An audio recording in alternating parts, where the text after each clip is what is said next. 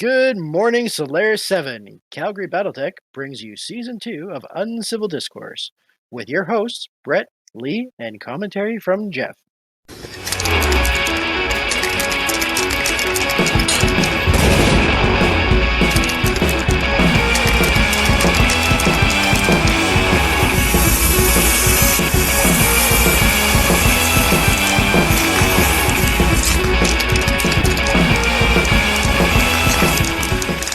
Howdy, everyone, and welcome back to our next episode of Uncivil Discourse.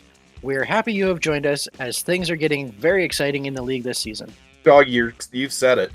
This is going to be our last week where players can earn points, and that means only 2 more game days after that before we start playoffs. Only 1 more skill spend to go, and most people should have their lances where they wanted them. Or not, depending on who likes their lance or who doesn't like their lance. Yeah, I was pretty happy with mine. It's kind of gelling together. Hopefully the next 3 games I can see some good growth in what I'm doing. You did have a last late in the season mech swap out, though, with that Raging coming in. Yeah, but it was just simply because I could not modify my Wraith enough to be able to get it to do what I wanted to do. So the Raging was the next best choice without having to make any other major changes. Speaking of changes and big happy announcements, I just want to remind Battle Basement that you did win the Merrick Lance from the giveaway. If you could please contact us at the Calgary Battletech League at gmail.com so we can get that sent out to you, or at least discuss the shipping setup so we can figure out what you want to do with it, or if we want to move it on to another player. All right. This week we had 5 teams bank their skill spends. We had 1 refund because of because we missed an incompatible skill spend from the prior week. Odin Storm Riders, Red Sons Irregulars, Abishai's Avengers, Fallen Angels, and the Blood of Bashir earn extra points to spend for not earning, but have extra points to spend next week when they get their final skill spends. Kondo's Janissaries, Archer picks up Missile Grouping. The Doombuds, Highlander picks up Gunnery. Mass Destruction, Archer picks up Anticipation. The Salamander also uses the Veteran skill and picks up Forest Fire. Donru Tiger Slayers, Battlemaster, Clan Tex its ERPPC. Blitzkrieg Jezebels, Grasshopper picks up Long Jumper, able to jump 5 hexes now instead of 4. Kells Keshik, Avatar picks up Lethargic. The Lords of the Underworld, Night Sky, Clan salvages a large pulse laser. I think that's like the 4th medium mech we've seen with a Clan salvage large pulse laser this season. Tin Man's Tin Cans, Battlemaster, picks up Anticipation. Longbow, Underworld Contacts to pick up Case 2. Thumper's Revenge, the Stalker, picks up Anticipation. B-Side Brawlers, Nightstar picks up Determination and uses the Veteran skill to slip that 3rd secondary skill on. Vandal's Valkyrie, the Nightstar, decides to chassis upgrade into a Thunderhawk and then uses Clan Endo so that it can get a little bit of Case 2 and an extra heatsink and an extra ammo in there. The War Club, Night Sky, picks up Melee Expert. Parker's Pathfinder's Wolverine picks up Field Test. That's the SRM ammo skill. Flying Tigers, Imp picks up Determination. I believe that allows it to fire in the out of phase. Phoenix Hawk picks up Anticipation. Petulant Perry's Periphery Pirates. Marauder uses Veteran to pick up Anticipation. Riston's Rogue Banshee picks up Gunnery. And the second St. Ives Janissary Marauder 2 picks up Steady Hands for those Rack 5s. Oh, there's a couple interesting things, switching out the Night Star for the Thunder Chicken. Outside of that, Determination, I think, it's very rare that we've actually ever seen that skill picked, at least in the restart of the league. And we got 2 of them buying it this week. I know. It'll be interesting to see how it works out for them. All right. That's going to take us to review some of the matches from Week 7. The first game we're reviewing this week was played on Custom Map 5, The Mists of Despair. The Mists make energy weapons have a 1-point penalty to hit. Parker's Pathfinders and Kondo's Janissaries meet for some exciting mech combat. This match ended in a Kondo's victory 4-0. Starting off with another custom map in use, and I know you're going to be happy about that, Brett, because you've been trying to push to see some of them getting used all season long, and we actually are seeing at least 1 or 2 being used each week now. Matter of fact, I've even sworn to use one on my last game of this season against Alex. So I'm really actually quite excited to see that that's happening. And I don't know how much of a change it's making in the games themselves, but it's kind of fun to watch what's happening and seeing how the players react to it. Yeah, I definitely like that some of the custom maps are getting used. If nothing else, it's adding a little bit of extra flavor now that people are like, most of the season's done. I'm kind of in the pack where I'm going to be. I think now they're willing to try out some of those extra maps that add an extra challenge. Yeah, that's probably the case, I would assume. That or else, people are getting bored of the old tried and tested maps. Got to spice it up. Got to do something new and exciting. Why not throw in a custom map? Not even that. It's most of the custom maps are those nice new maps, right? Yeah, they are the very pretty maps from the Takiad map set or some of the others. And I mean, it's not like they've been out long enough that people have played on them for years and years. And years and years and years. Game number 2, Road in the Hills. This arena tends to see some lower scoring games, but we did not expect that from these two players. Abishai's Avengers and the War Club face off against each other. Early in the game, the War Club Devastator lost its head, and it all went downhill from there. It ended up being a 4-1 Abishai's victory.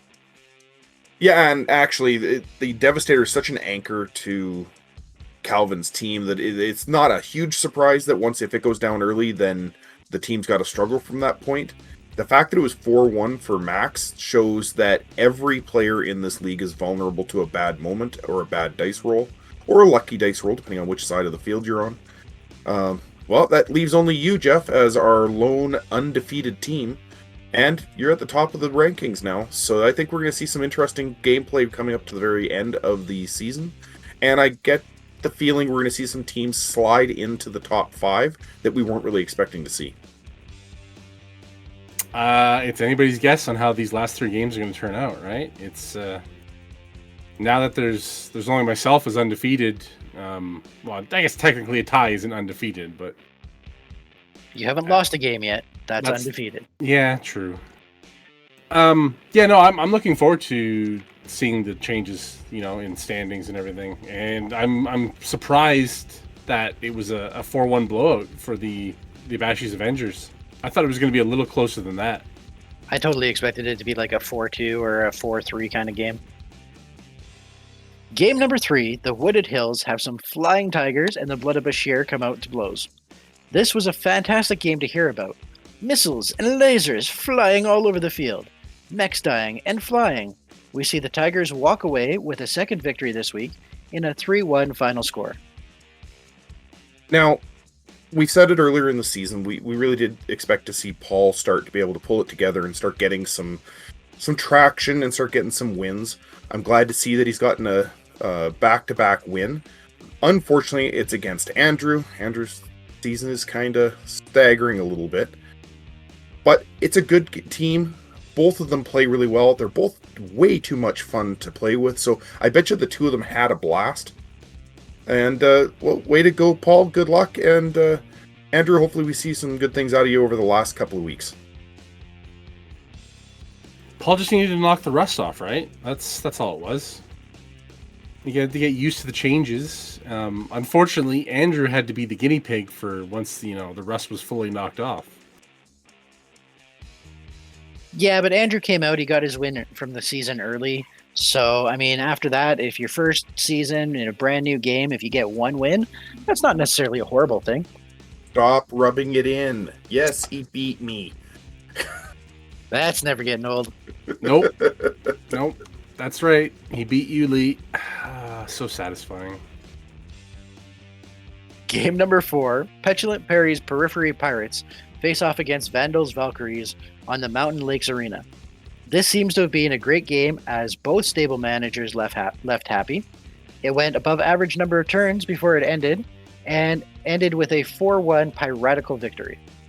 Yeah, actually, from everything I saw about that game, Brett, the two of them had a lot of fun. And Vandals Valkyries has struggled this season, but he is starting to really enjoy just coming out and playing the game. We're going to see some changes in his team over the next couple of weeks, as well as I think his luck. I think his luck's going to start to improve. And as much as I can't predict any wins for him, as I've promised I won't, it was a good match against the 4Ps, and I see the 4Ps moving up in the standings and making a run for the top 3. Oh, Vandals is running out the Thunder Chicken now. You can't go wrong with 3 Gauss rifles. Oh, I know, the upgrade change is going to make a big difference. And there was nothing wrong with his Nightstar. There's certain maps it would definitely have shined in.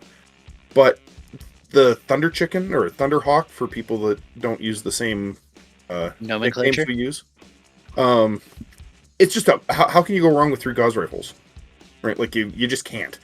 So I think it's a good move on Chris's part to move to that, and I think he's going to see some success. And Galen is moving into his own. I think he's going to be doing really well before the end of the season too. Now, he almost went wrong with the Thunderhawk, though, because the 7S with the light engine starts with only 4 tons of ammo for 3 Gauss rifles. Yeah, and the changes he made to get more ammo definitely will help. But adding the Endo on there really fixed that issue. Yeah. I think that mech's going to just be a solid backstop for the rest of his lance. All right, game number 5, Thumper's Revenge versus the Fallen Angels. Due to some technical issues, this ended up being a 2-2 draw. Game number 6, looking for all the edges they can get, the Tin Man Tin Cans set the stage, securing the lunar base for this match. And with some bribery going on, they do not march onto this low-gravity arena until minutes after the second St. Ives Janissaries are all on the field waiting for the buzzer to blow. Luck seems to have been with the Janissaries this day, as 11 times they push hard and exceed their mech's movement speeds in low gravity, but it never fails them. Unlike the game they had in preseason against the B-side Brawlers, where they blew out mech's legs left, right, and center. This game ends in a 4-2 second St. Ives Janissaries victory. The Atlas picking up 2 more enemy kills, and falling down and caving its own head in. That counts, right, Lee? So that's a self-kill is still an extra kill? Well, No. since I'm not the one keeping the records, that's up to Geoff, but No. I would not say that. I would definitely say you are well on the way of earning yourself the Sikowski maneuver little pin. I think we'll have to have one made up. But other than that, that was a great game. Brett, way to go. Just keep kicking the Tin Mans while they're down. But yeah, seems like a pretty normal game for the way your Atlas has been playing so far. People just got to remember, you must stop the Atlas. Nullify it in any way, shape, or form you can. That way, the rest of the Lance, while tough, isn't nearly as much of a thing to fear as that silly 100-tonner stomping across, setting everything on fire. That Atlas isn't that scary. Come on now. Hey, it might have been a lot scarier with the Infernos when you played him. It might have actually done something before you hit the ammo bins. What are you talking about? It killed itself before it even got in range of any of its weapons. The only thing Geoff did to it was 21 points of tickle damage. Oh, oh, okay. Well, Then it fell down, floater critted itself in the ammo, cascaded into more ammo, and melted the pilot. That mech has killed its own pilot twice this year. No, I gotta say, since your Hunchback likes to die a lot too, what you should do is just take the pilot from the Hunchback, get out and run across, get into the Atlas, and get up and keep going. Oh yeah, spend 1 turn, run over, spend 1 turn getting out, spend 1 turn getting into the other mech, and just running across. Yeah. Upgrade mid-game from a Hunchback to an Atlas again. 50 to 100, it's 100% gain. Right. Game number 7, the Barren Lands Arena has 2 very hungry Lances show up today. Red Suns Irregulars are having a very good season so far, while the Doombuds are scraping for some wins to stay in B-side playoff contention. While the Lances were battling it out, the stable managers were sharing good-natured jibes and grins all day long. This is always a good game to hear about, and the teams did not disappoint. This ended in a 4-2 Doombud victory. Well, I see you got written here for me, go Comstar, go. Well, I'm going to say that you're absolutely right. Even though I'm always cheering for Gary, I'm going to say, way to go, Alex. I really like to see that you got your mechs and your tactics down the way you want them. I think you're doing really good, Ben. You just keep going, keep at it. You're going to end up in A side the way you're going. And when you do, there's a bunch of people out there that need to get some shots in from your Crusader. Gary, keep it up. You're going to do fine. Don't slide down into B-side. Stay up in A and make everyone pay for underestimating the Red Suns Irregulars. Good luck, guys. I forgot to ask the most important question when I was watching the game. Has any of the racks been jammed? Because that's my constant question when it comes to asking Gary is how many racks have you jammed so far?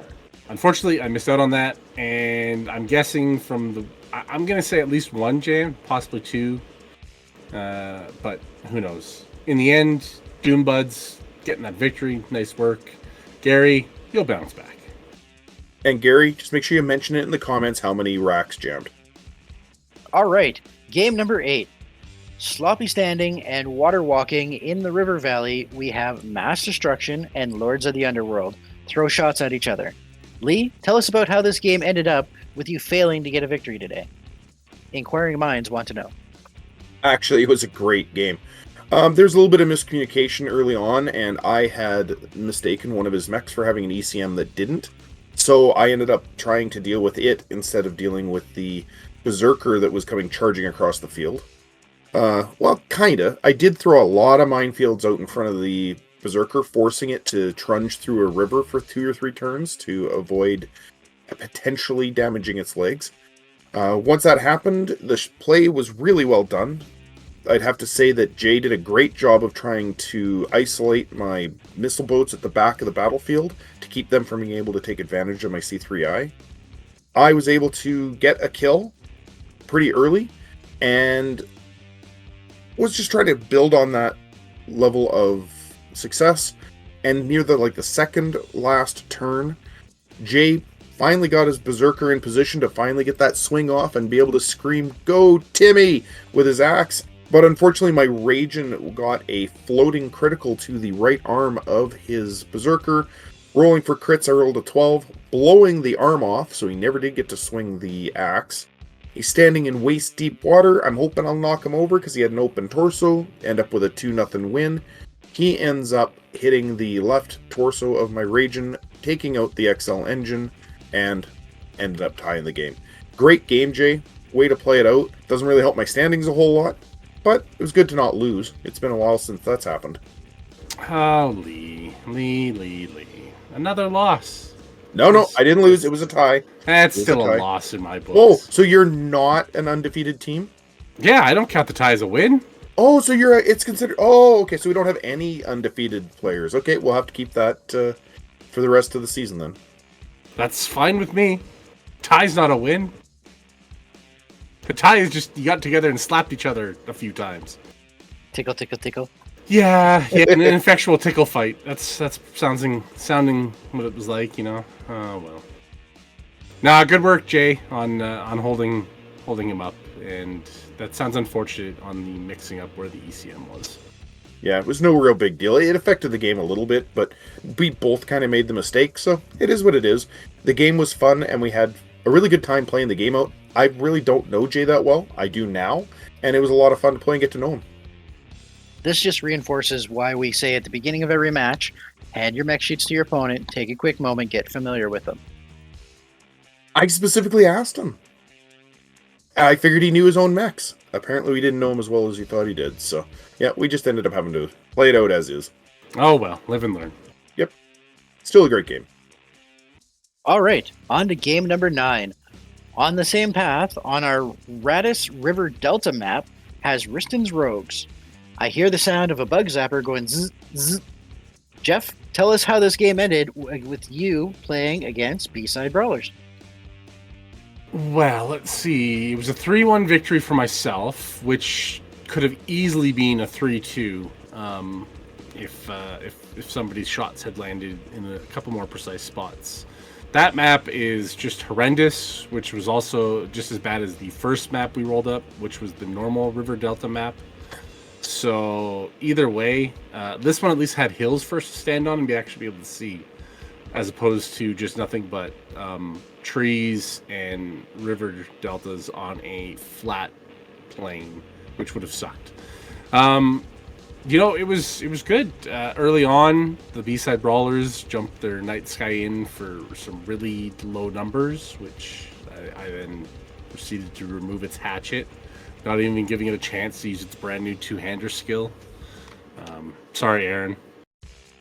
Outside of that, yeah, my mechs were my Cerberus was beat up, 2 engine hits, no Gauss ammo, because it had taken a critical hit to a full bin of Gauss rifle ammo early in the game.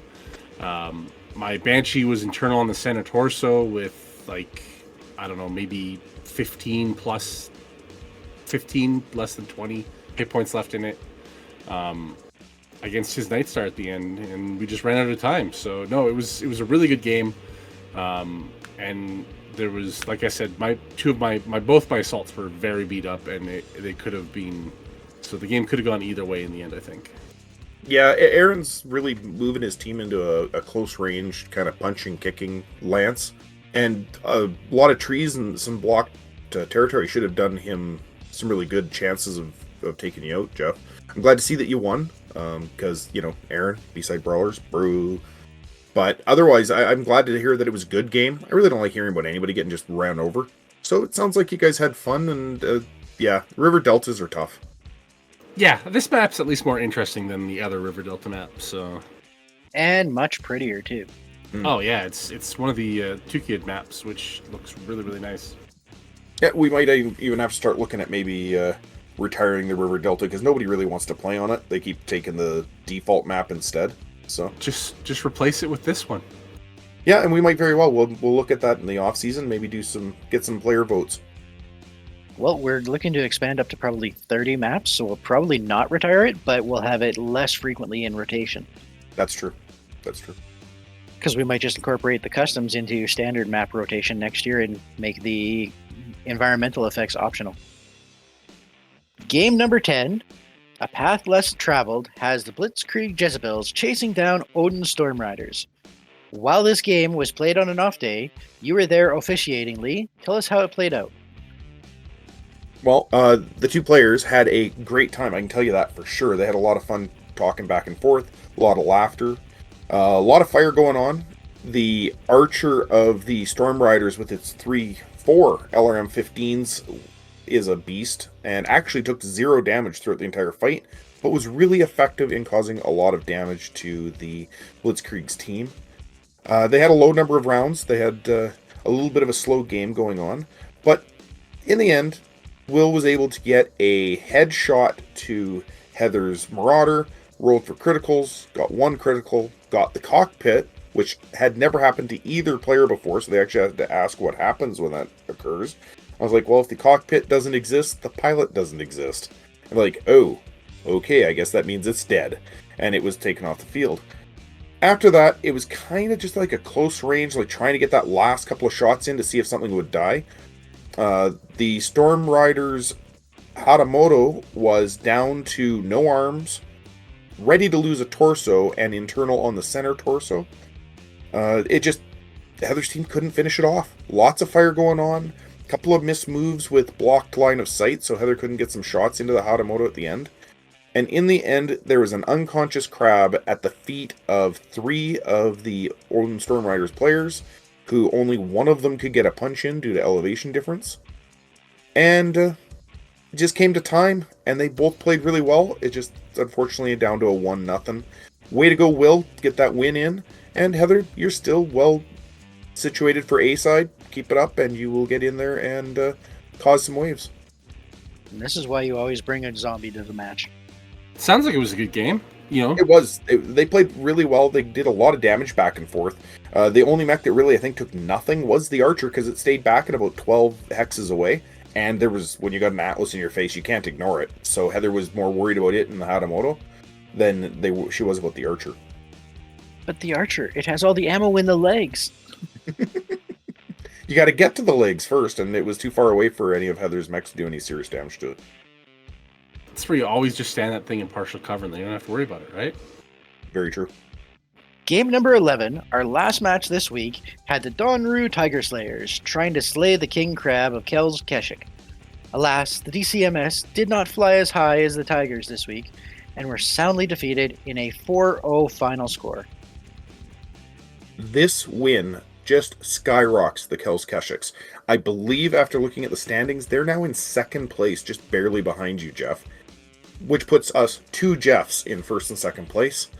Brandon plays a tough game. He knows his C3 system very well. However, you cannot ignore that king crab. When it's firing off on all cylinders, mechs die, and they die ugly. Way to go, Geoff. Well played. And I think you're pretty in the running for potential league champion at this rate. Brandon, keep it up. Get into the A side and see if you can surprise a few people with your play. Well, Brandon is just nipping at your feet here right now with points-wise currently. I don't know. It's not including the current this week's standings, but he is tied with points with you. It's just the kills that are keeping you ahead. So. Oh, and since I have a bye win, I'm actually below him. So. Oh, there you go. Yep. Yeah. So I'm not talking about my game. My season, I'm looking for middle of the pack. If I can do well in my last 3 games, I might just squeak into A. I'm more worried about just trying to stay in B. And the next 3 games are going to be quite telling. Well, otherwise you're not in B right now. You're A side still, Lee. So You've always known your place. You've said you're a solid B side, middle of the pack player. I'm in 13th position right now. Is that with the updating standings? Yeah, I've got the standings here, and I'm in 13th place. Oh, okay. So I've slipped out of A. I'm in the upper middle pack of B. I just need to keep it up and see how the rest of the season goes for me. My team now finally has some gunnery skills, so that might help. And like I said, I've got to try some of these new tactics I was talking about in Uncivil Discourse, the last episode, and we'll see how it goes from there. Yeah, it sounds like the Keshik really took it to the DCMS this time around, but I think Brandon's going to bounce back, and you'll probably see him, sneak into the A side.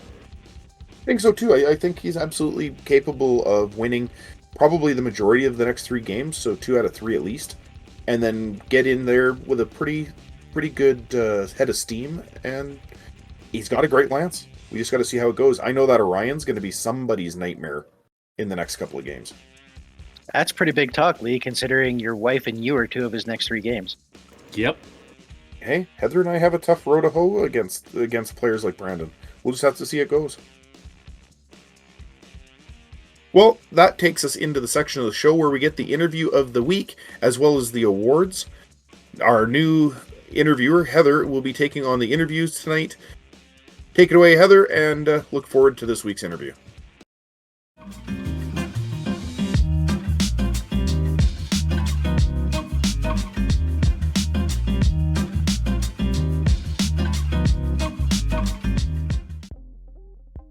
All right, so hey everybody, this is Heather with the Calgary Battletech League, and I'm going to chat with JP to see what he thinks about a few things and just go from there. How are you doing today, JP?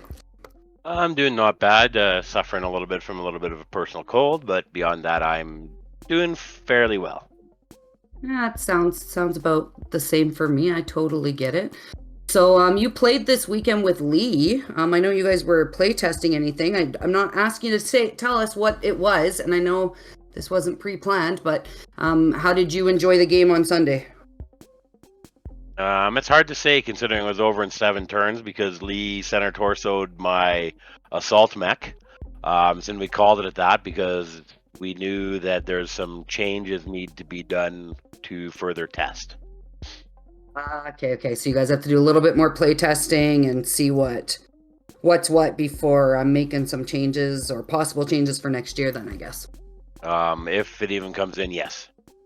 Okay, cool. That's kind of interesting to note. There might be something happening. So I guess we'll just get down to the nitty gritty. How long have you been playing Battletech?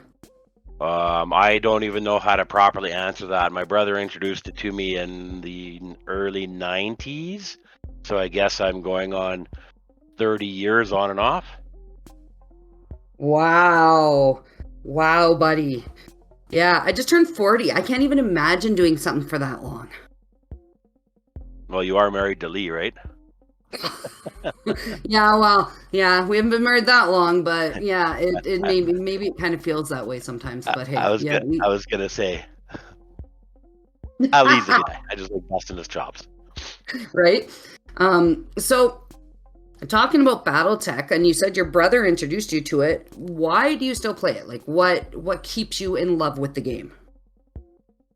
don't know if I can say in love with the game, but I definitely like. I'm very much a tabletop tactics player for various different games. I like the fact that BattleTech is easy. Show up, roll dice, blow stuff up, and walk away. Yeah, I definitely like that part about BattleTech. The fact that it can be just a one and done. It doesn't have to. You don't have to do campaigns or anything. Now you can, which can be really cool. But I do like that you can come and it can be strategic. And even though I do know that some people might question my strategy sometimes. Every strategy is a strategy, right, wrong, or otherwise. It's your strategy.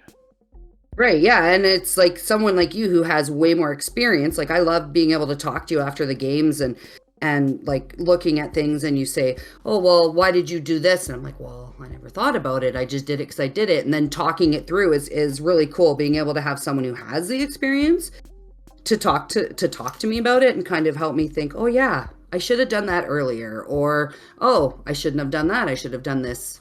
Instead, like this weekend when you said, "Well, why did I split them up?" And I'm like, "My mech's up." I was like, "Well, didn't really think anything about it." But thinking back, I was like, "Oh, yeah, I shouldn't have done that."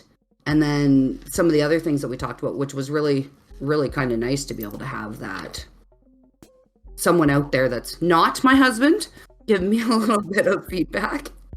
But again, it's not so much as I tend to ask questions more for you to, or for other people to think about it. Like I'll give suggestions and stuff like that. I'm not saying what you did was right, wrong, or otherwise, because again, everyone's strategy is their own thing. I just, from what I saw, there was better choices. But that's, again, I look at things differently. Everyone looks at things a little bit differently, right?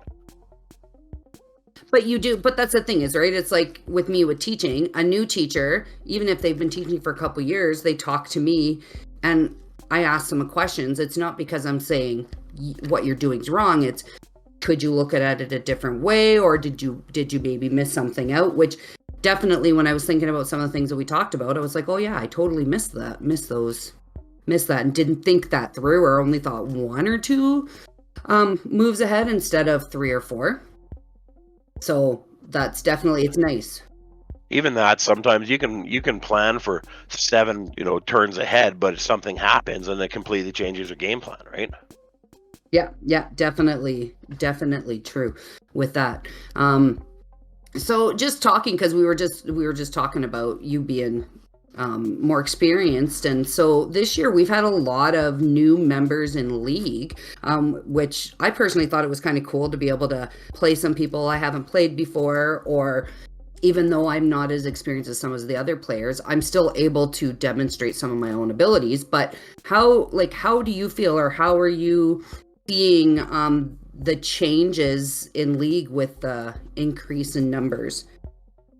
I definitely like the fact that we keep growing, and hopefully we continue to grow. In regards to League in general, just in kind of new people, and that is, I've definitely offered help to a bunch of people, or talked to them about things, and offered my assistance. Like it's kind of funny. There's actually 2 lances in the league that are pretty much my lances that I'd passed on to other people, and even made some other suggestions to people.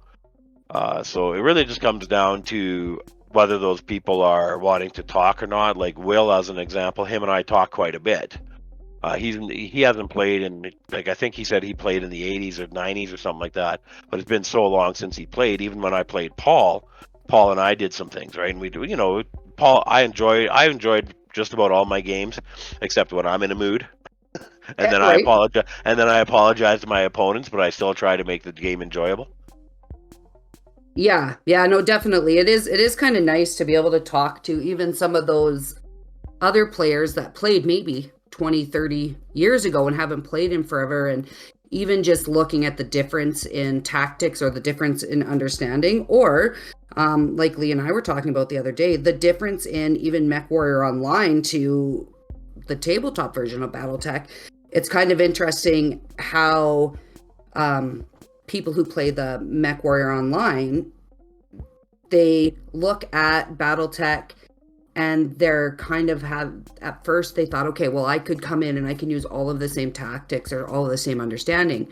And then they get in and it's not run the same way.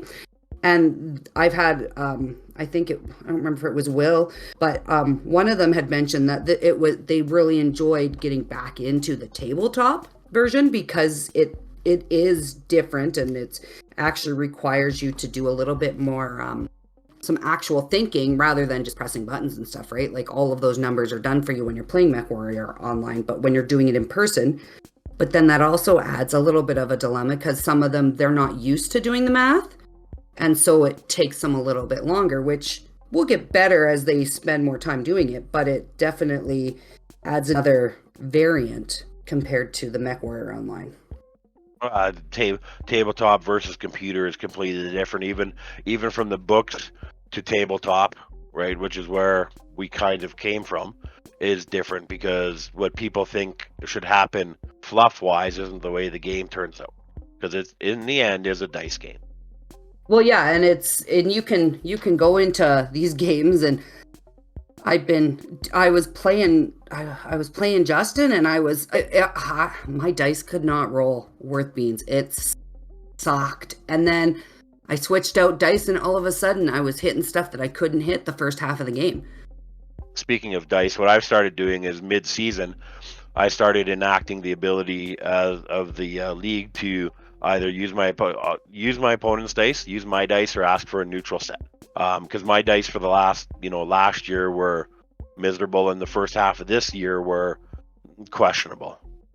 Right. Yeah. It takes and I know us gamers, we have those superstitions that you got to treat your dice the right way and stuff. And I honestly believe sometimes it's like, no, you know what? I love my dice. I love my babies. That's okay. But you guys are going to be put away for a little bit. And I do like that we do have that option to be able to, like you said, ask the other player to play with their dice or use the sets that we have at League, which is kind of takes that off the table where it's anybody's game that way. And I do love that it's a dice game that you could have the best tactics in the world, and if your dice suck, there's nothing you can do about it. Yeah, your tactics will still help carry you. I think that's kind of even last year, like even this year until the second half of the season here. Like I know that there's players out there that are lucky. There's players out there that are good. There's players out there that are both. I've learned that truthfully, your tactics can help carry you, but ultimately, again, dice are dice. Yeah, that's definitely, yeah. And some days, like, I totally get it. And some days I'm like, I hate my dice and I want to throw them across the room. But it's like, well, they're dice. They're inanimate objects and there's not much we can do about it. Hey, smash them with a hammer. Line them all up. Start smashing them. Melt them in a microwave. That's what I was just going to say. We can melt them down and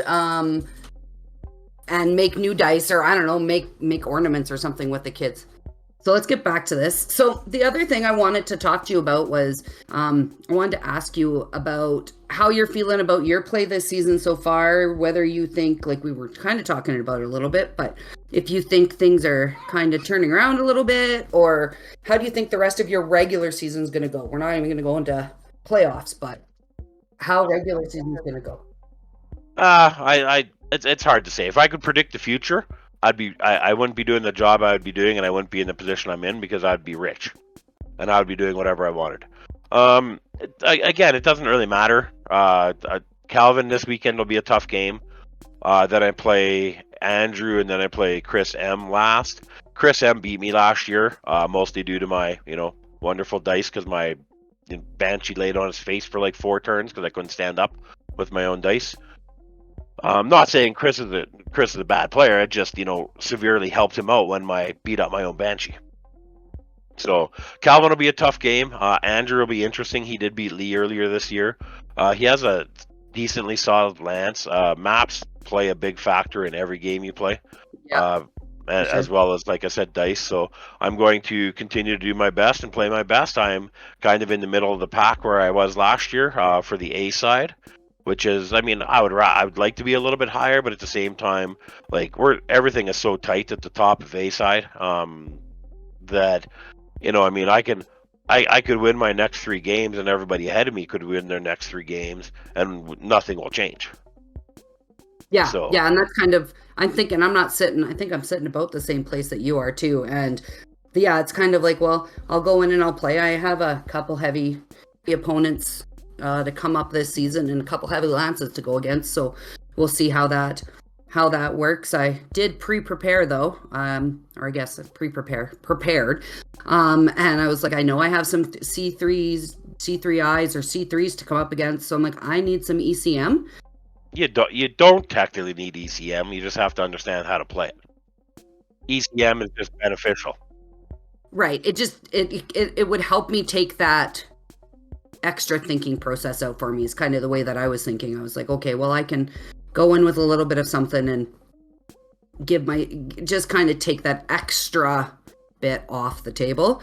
Something that I didn't have access, so I think I could have access to it, but I'm not putting it on my computer or my Macs because that was just something else I'd have to deal with numbers and all this other stuff. So I was like, yeah, that's okay. So I guess one other thing, I know we only have three games left, 8, 9, 3 and games, 10, including the Sunday. Yep. Yeah. So is there anything moving forward, any advice for new or less experienced players that you would want to say, hey, like guys, if you're looking forward, like we were talking about the dice, which is really important to remember that it is a dice game, but is there anything that you would want the other players to take out of what? Don't be afraid to ask questions, right? Like, I mean, I'm happy.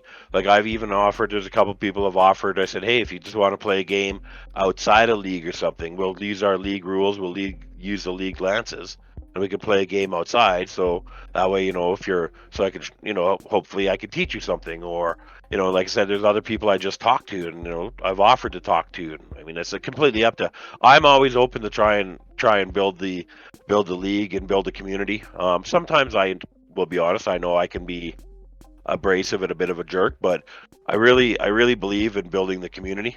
That's why I try definitely even games, like even last year. A lot of the people that I played that were newer, I said, okay, well, why are you doing that? Or this is something I would suggest you do, right? So I have no problem doing that during the game. This year I'm a little bit more apt to play my game and then afterwards help them. Yeah, but I definitely suggest, like, ask. Never be afraid to ask. Why did you do that? Why did you do this? How did you, why did you come up with this? Or why did you take your lances? Why did you take your skills? Any of that stuff, right? Because everyone has their own ideas. I know that there's some people earlier this year I'm going to just take my lances based on the mechs I have. Right. We have enough people in the community that, like, even myself, my lance this year is 100% borrowed. I don't necessarily have the money to go buy the mechs I want, so I borrowed some mechs, and I asked the person that I borrowed from, hey, do you mind if I get them painted? And they said, no, not at all, because in the end, it's their mechs that get painted. Right. Yeah, no, definitely asking those questions. You can't learn, you can't get better at something if you're not willing to ask those questions and not willing to make those mistakes. That's absolutely something I would say, being a teacher, that, like, they say all the time, right? You can't learn from doing something right the first time. It's better for you to have to fail at it however many times to be able to learn all the ins and outs and stuff of it. So this isn't a Battletech related question, but I thought I'd finish this off with, if you could recommend any tabletop game that you love to play, what would you recommend? That's a tough one, because it really comes down to this. How much money are you willing to spend to get into a game? Like, prime example, like, I love Games Workshop games. I got back into it about 2 years ago, and I dumped a lot of money back into it again. I haven't played it in a little while. There's lots of skirmish games like Battletech. Like, you can go pay $50 or $60 for the starter set now, and you can get into the game. It gives you maps, it gives you minis, it gives you the rules, and then you can go from there. Again, depending on how much you want to get into it, right? So it really just depends on where you want to go. For one and dones, Battletech super easy. I tend to like having big stompy robots run around and blow stuff up. I don't so much like getting mine blown up, but I mean, I like there's Kill Team. There used to be, like, there was Mordheim, there's all these skirmish games out there. I was actually just talking to Lee and Chris M about potentially playing some Blood Bowl with them. So Right? Yeah. I don't necessarily have any particular game that I would absolutely 100% say, hey, throw down your $60 and jump into it, because again, depending on what you're looking for more is what I think it is. I found that certain communities are more accepting and more open to newer players. Like the Battletech League is very, very good for that. Mhm. So Yeah, no, that's definitely, it is definitely, and a preference, right? Like if you are not into a certain type of a game, you're not going to want to play it, but definitely hearing what other people like to say and thinking of other ideas is always awesome. Well, thanks, JP, for popping on for me. I know we're both kind of like, we're dying here, but I'm glad we were able to make this happen. And yeah, good luck with the rest of your games. I don't see you yet. Maybe we'll see each other in playoffs. maybe if you make the A side. I am in the A side right now. Oh, are you? Well, I was up until this last loss against Will. So we'll have to wait and see. I still do have 3 games. See, that's my training. That's me teaching Will. Actually, I can't claim at that. I've just been making suggestions for him to help do things. So Yeah, well, but that's the thing is, right? I'm not gonna go out there and be like, I'm never playing again because I lost. Well, you know what? I want to be on the A side, and it would be great. But maybe it would be better if I was on the B side, because then maybe I can get a trophy. I don't know. it's not about the trophy. It doesn't matter. The trophy doesn't matter. It's about having fun. Yeah, exactly. Having fun. Exactly. Thank you so much. One JP. last comment I do want to make is I was talking to Chris M again, and I said I said next year I might have to go back to my original lance, where the neutral reavers, they're the ones that are on the currently listed twice as champion, so I might have to go back to them because I'm not getting anywhere with the lances I have this year and last year. Anyways, I appreciate it. Thanks, Heather. And make sure you say hi to your household, and I will see you on Sunday. Yeah, we'll see you on Sunday. Thanks.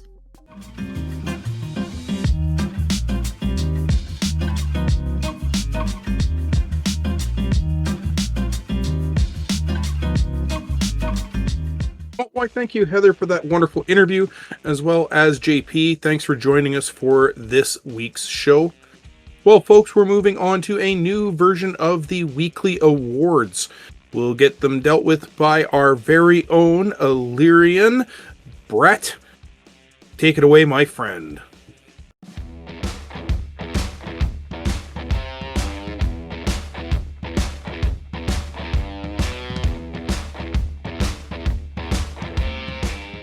This week, we have a slightly different segment for our viewers.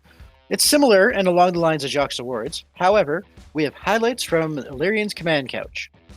In what can only be described as laser-guided shooting, we see the Highlander pilot of the Doombuds take aim at his counterpart in the Red Sun's Banshee. These behemoth mechs trying to see just who brought the bigger truck nuts. First, lancing the cockpit with a medium laser, and then following up with the Gauss rifle, the Banshee goes down, the first time it gets targeted. Always hard to lose your big boy the first time it gets targeted. Our second highlight of the week comes from the match between Donru Tiger Slayers and Kells Keshik.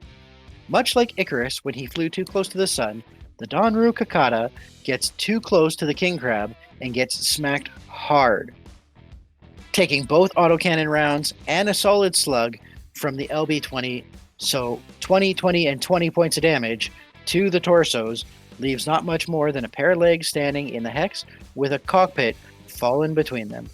Hard for any 40-ton mech to survive that 60 points of damage when it only hits the torsos.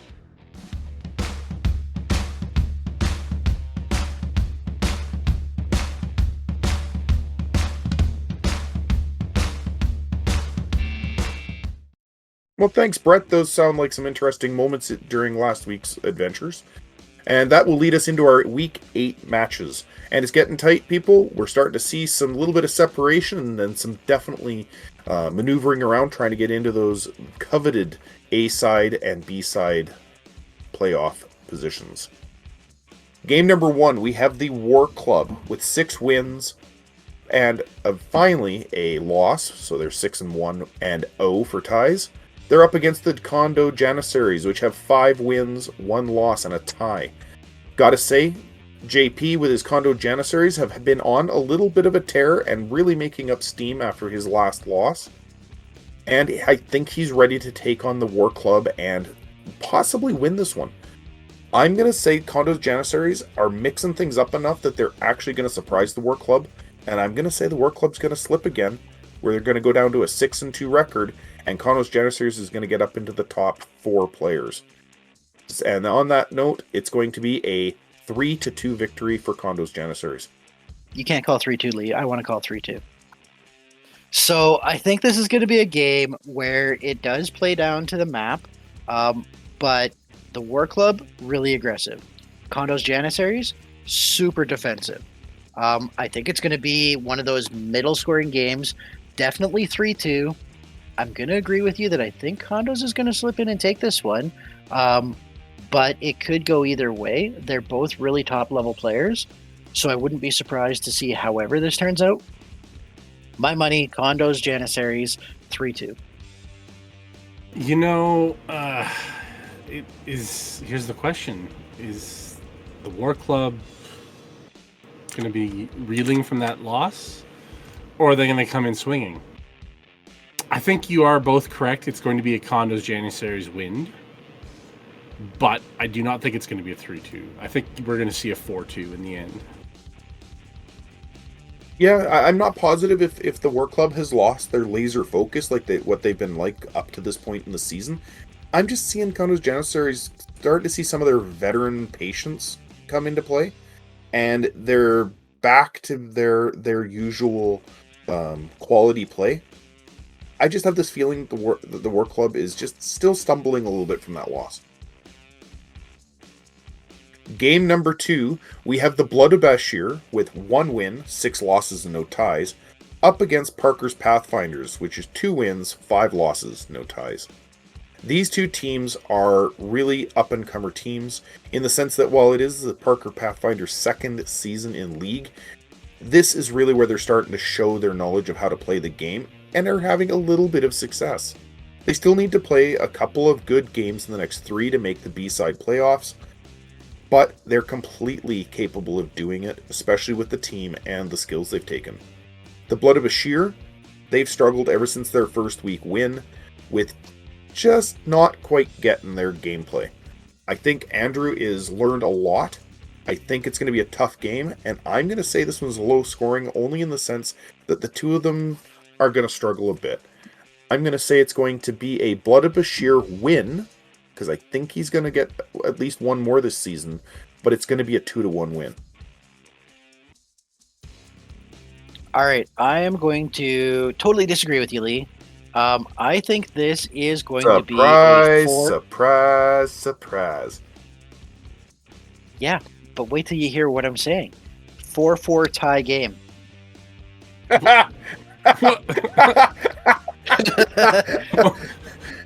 Hey, Aaron, do you want to get your wife to make another crow cake? Everybody dead. This is going to be a game where they both just go out, they have fun. They are both prone to potentially making a tactical error from time to time. And I think it's going to be like last turn of the game, Blood of Bashir is going to fire something or thought he was going to die and push his heat way up, cook off his own ammo, and kill his own last mech standing. I don't even know how to respond to that. That's just... Are you buying a lottery ticket after this if that wins? If that happens? Uh-huh. I think we're going to see a Parker's Pathfinders winning this. His Lance is really well, and he's had his ups and downs this season so far.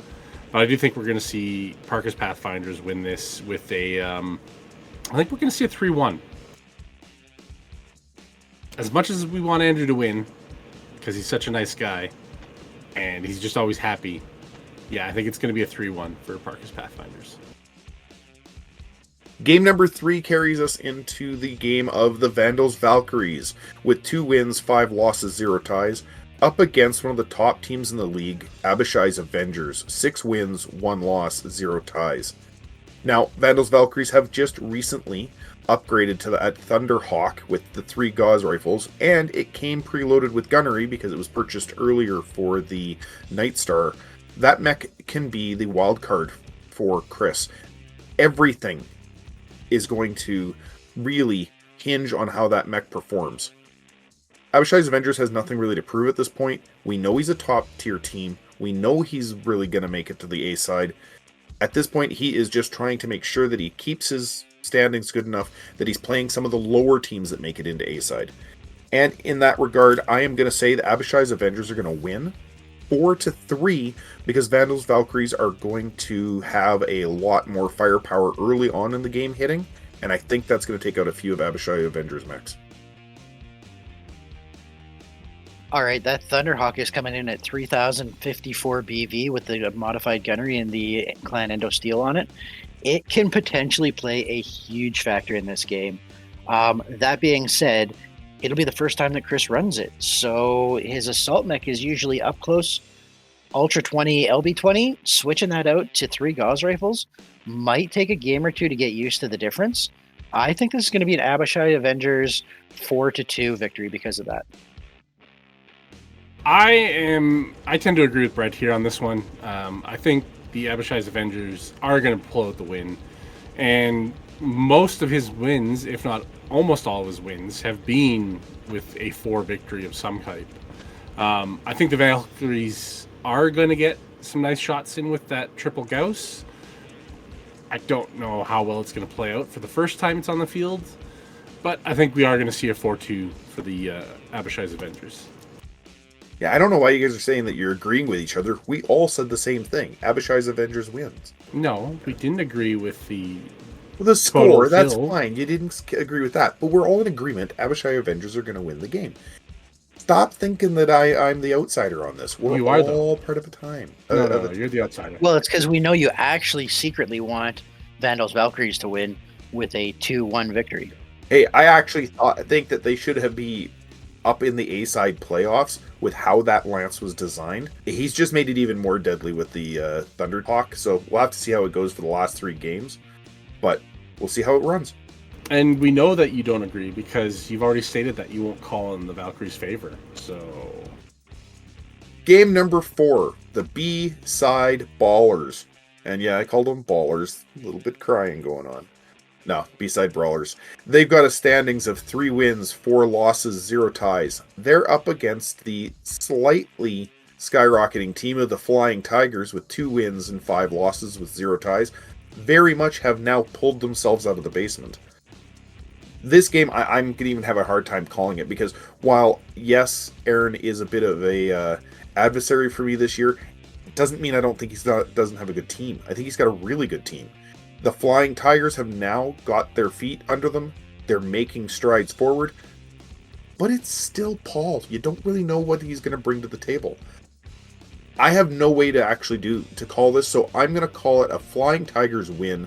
But it's going to be so tight that it was almost a tie. A 3-2 for the Flying Tigers. All right. I think this is going to be a good game. It is going to come down to time. When the buzzer sounds, I think the B side is going to walk off the field a 3-2 victory. B side will march 2 mechs off. The Flying Tigers will march 1 mech off, and that'll be how this game finals out. It's interesting that both the players that took determination are fighting each other the first time they have it on the field. Oh, I totally overlooked that. That's pretty cool, actually. Good point. We'll have to pay attention to see how well that works, because that skill might end up being a bit of a must-have next season if it works well in this game. I think the B-side Brawlers have the advantage with it, seeing as that Nightstar is the one that took it, and it's putting 45 points down range every turn, so... And it doesn't move. The Flying Tigers are throwing 40 with 2 ERPPCs and an LRM-20. So it's not like it's not throwing a lot of firepower. I don't count the LRM-20 as... Blah, blah, blah, blah. Non-missile people. The average is what, 16? Yeah, it's blah, blah, blah, you non-missile users.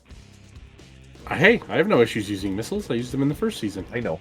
I just think the Flying Tigers have. I think it's going to be up to who they target and how well they hit. In the end, though, I do think it's going to be a B-side brawler win. I think we're going to see a 4-2 victory for the B-side brawlers.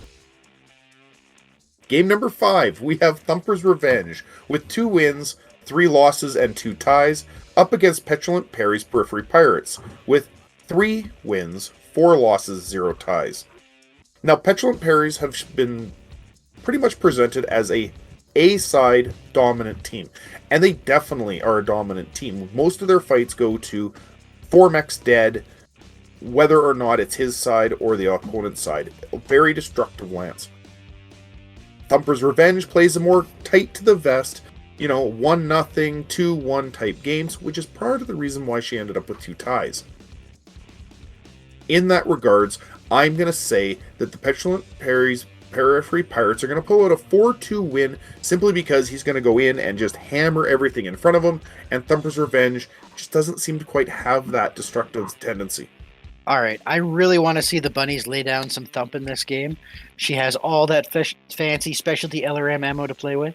We'll see how those magnetic warheads do against the 3 Gauss rifles the pirates are fielding. This is going to come down to a 3-2 Thumper's Revenge win. Oh, that's right. She has magnetic warheads now. I don't think it's going to help in the end. It's going to hurt, certainly. But I think in the end, it's not going to do enough damage. I think the Pirates, lead, like you said, they've been a solid team A side right now, and their losses is because they've come up against some really good players, as far as I remember. But I think even with the Thumpers on the rise here, I think we're still going to see the Petulant Perry's Preferred Pirates come out with a win. Oh man, I think I think he's gonna continue his trend of getting 4 kills. And 2, 1, I think we'll see the Thumper's Revenge get 1 kill. Yeah, so I think a 4-1. Game number 6, we have Tin Man's Tin Cans. With 0 wins, 6 losses, and a single tie. They're up against Riston's Rogues, our number 1 team in league right now, with a record of 6 wins, 0 losses, and a single tie. And I would call them undefeated, but Geoff, you called me out earlier saying that a tie is not a win. So, that's fine. I'm going to say there's no way I can vote. What are you doing interrupting me while I'm trying to do the promo? Come on, man. I'm giving you props. I got to say, Riston's Rogues is the cream of the league at this point, and I don't see that changing in this next game. Tin Man's Tin Cans are a great team. They have really good mechs. They have a good commander. They even have some decent skills. I just don't think things are going in their favor. Tin Man's Tin Cans, their dice just have not been working for them. They're doing great. They're playing well. Things are just not falling their way. It's going to be a Riston's Rogues win. It's going to be I'm going to give you a 4 kill this time, Geoff, even though that's not normal for you. I'm going to give you 4 kills, and the Tin Man's Tin Cans are going to get 1. 4-1 Riston's Rogues. Okay, so for this one, Tin Man's 4-0? No, I can't go that much. I think this is going to be a good game. Now, there is the Painter's Challenge, though, right? Like, Riston's running with mechs that were painted by Tin Man, so we'll see how this is going. No, it's got to go for the Rogues. Riston's Rogue are going to walk off the field with this one. It is going to be a 4. Now, how many kills is Tin Man's going to get, though? It's going to be at least 1. I want him to get 2, but I think it's only going to be 1. 4-1 final score. And yes, Geoff, you have to call for your own match. Look at you bold and assuming that I'm going to say Riston's Rogues for the win. Did you call a loss for yourself last week? I did. And you won. I did, yes. So maybe I should do the same. Yeah, try it again. See what happens. No, as much as Justin's a good guy, and he is the giant of the group, I think it is going to be my win. I think it's being 3-1. You're going to let one man to live to tell the tale? Yeah, Justin's just too nice of a guy to beat up that much.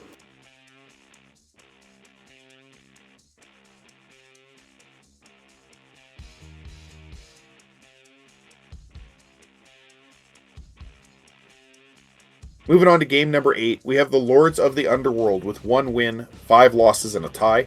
They're up against our other admin in the A side, the second St. Ives Janissaries, with 6 wins, 1 loss, and no ties. Now, and as I said, the guys with 6 wins probably have the A side locked up to being in the A side playoffs.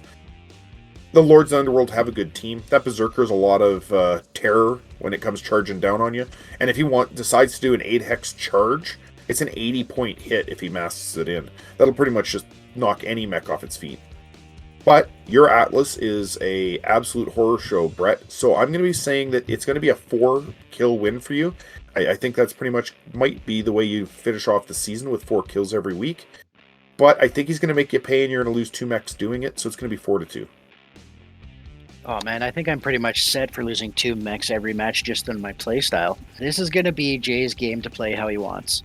I will let him have choice whether he wants to play custom map, standard map, or take the default. And I will even go so far as to throw the gauntlet down and say the Atlas will go toe-to-toe with the Berserker if he wants to. That poor Berserker. Now, that being said, I got to agree with you guys. I think it's going to be 4-2 second St. Ives victory on this, but we'll see how Jay wants to play it. Now, was one of those 2 losses, is that the Atlas killing itself? Probably the Atlas and the Hunchback if I had to bet on which ones I'm going to lose. Killing itself, though, right? After taking out the Berserker, probably. I'm thinking the Atlas might pick up another 3 kills. 2 of Jay's and itself. You don't get to count your own kills. Come on, man. If it does that, it'll be at 3 kills for self-inflicted this season. It's true. I want to see Jay win with the Lords of the Underworld here, but I think both of you are correct. We're gonna see a second St. Ives win, and you're probably gonna be a meanie and kill all 4 of his mechs. But I think he's gonna kill 3 of yours in the end, also. Yeah, I wouldn't have a problem with that. Yeah, it's still a win for you. Of course, you wouldn't have a problem with Jay that. Jay has a good team, right? Jay's got his mechs are really good. His Black Knight is phenomenal. His Black Knight with the Perseus is a phenomenal 2x2 fire platform that I'm going to have to chase down. Yeah, and he was hitting me on really consistently hitting. He just couldn't get finishing shots. Like, he really mucked up my 2 mediums. Really mucked them up. Game number 9, we have Kel's Keshiks. The surprising dark horse, because it totally slipped my notice. 6 wins, 1 loss, and no ties. They're up against the Doom Buds with 3 wins, 4 losses, 0 ties. The Doom Buds have a good team. They're throwing a ton of damage out each round with that longbow. Kel's Keshik seems to just not care. It doesn't matter what you're throwing at him. Like, he dealt with Brandon's C3 system, just kept marching forward, just kept shooting, ended up with a 4-kill game. I'm thinking Kel's Keshik's going to continue doing that, kind of snubbing the Doom Buds' hopes for getting into A by taking the win and getting it with a 3-1 victory. Now, if we go back and listen to the preseason show, I'm pretty confident both Geoff and I called Kel's Keshik to be the new guy that makes it into A-side playoffs. Oh yeah, I had no qualms that the Keshik were going to do very well this year. I love my kid dearly, and he does have the potential to take this game. It all comes down to how that Ultra 20 on the King Crab jams. It's done it a couple of times this season, and I'm actually going to try and call this a 3-2 Doom Buds victory. I'd like to see Alex win it. I'm a little tentative that Geoff might just come in and spank him down, but Doom Buds 3-2 final call. Nepotism at its finest, folks. Is it though? You know, if they get an open map, the Doombuds are going to have a very good chance in this, since they have probably, I would say, a good chunk more long-range firepower than the Keshik does. So that crab does have to close, and if they get an open map, that he can maybe drop one or two of the other mechs before that crab gets close, or even drop that crab before it can get fully into play, the Doombuds will have a good shot. I do think they're going to be overwhelmed with the Keshik, and I think the Keshik are going to win with a, I think it's going to be a 4-2. Moving on to the last two games of this upcoming week. We have game number 10, the Odin Storm Riders. We got that right this week, right, Brett? Sooner or later. Okay. They've got 3 wins, 3 losses, and a tie. And they're up against the desperate for wins team, Mass Destruction, with 3 wins, 3 wins with a little asterisk, 3 losses, and 1 tie. And that asterisk is because I do have a bye win. I'm going to say in this game, Odin Storm Riders are definitely playing well, but I think I can take them in the sense that my C3I is not going to be affected by most of his mechs, especially now that I have 2 Beagle active probes in my lance. I'm going to take this, but I have not been winning by big numbers. I think it's going to be a 3-2 victory. Oh man, I'm torn here because I actually truly believe this is going to end in a tie. I think you're both going to walk away with another in the tie game column. But I don't like calling ties. And I think Will's going to get some good rolls on this one. 3-2 Odin Storm Riders victory with a shadow call of a 2-2 tie.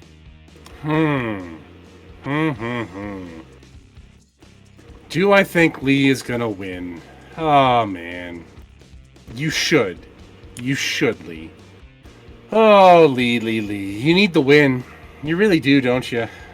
But Odin Storm Riders have the exact same, win-loss ratio. Even right there with that tie. I think it's going to be a tough fight for you. But I think in the end, you will pull off that win. And I believe we're going to see a Mass Destruction win. 3-2, I think, is a fair call on this one. On to our last game of Week 8. We have game number 11. The Blitzkrieg Jezebels, 4 wins, 3 losses, 0 ties. Up against the Donru Tiger Slayers, 3 wins, 4 losses, 0 ties. Both these teams have come off a couple of disappointing losses. They both were pretty confident going in. I'm going to say, and this is nepotism slightly, only because their record is better, and I know what she's been doing with her team. I'm going to say the Blitzkrieg Jezebels are going to win this because they just don't care about C3 and C3I. They just play their game out and don't panic about it. So I think she's going to do the damage. I think the Donru Tiger Slayer's Orion is going to be a beast, and it's going to end up coming down to a 3-2 victory for the Blitzkrieg Jezebels. Now, this game is going to be entertaining. I kind of almost want to just sit and watch it, but I think it's going to play out partially on map, partially on if the Donru Tiger Slayers can actually hit with the MRMs using C3 or not. But at the end of the day, I think it's going to be a 4-3 Blitzkrieg Jezebels victory. This one I think is probably one of the tougher matches to call this week. The Donru Tiger Slayers have been on a bit of a downslope lately, but they are still a phenomenally good team with their lance. And like you say, that Orion, can take some hits on somebody with those 2 MRM40s, and whew. And the Battlemaster did pick up a clan ER PPC for head capping possibilities. That is true, yep. That's a nice 15 points there. Like I say, it's a tough match to call, especially with the Jezebels being phenomenally better than they have in the previous season, and really gotten a grasp on how their lance works. But I do think we're going to see the Donru Tiger Slayers take it in this one. I think we're going to see a 2-1. I think it's going to be pretty low scoring, but I think the Donru Tiger Slayers are going to pull it out in the end. Well, folks, that is the end of this week's show. We've got some special news because next week's Ramble Tech is going to have a very special guest. Tune in to find out who it is. You guys will get that next Wednesday. Other than that, guys, have a great week. I'm really looking forward to seeing everybody on Sunday, and it's starting to get to the point where the games really matter. We're not just vying for position on bragging rights, we're getting into position on who's going to make the playoffs in the A side, the B side, and the in-between sides.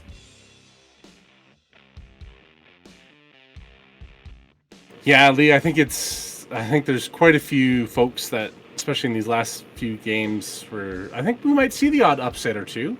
And then I think we'll see some people pull their lead ahead and some fall a little further behind. But I think we are definitely going to see quite a few newer players in the A side this year, which will be really nice to see, actually. Once again, everybody, thanks for joining us. Have a good night. All right, everyone, that brings us to the conclusion of another amazing episode. At least we thought so, and hopefully you did as well. Tune in again next week for that special guest, and we're looking forward to it. We hope you are as well. I think you'll be pleasantly surprised.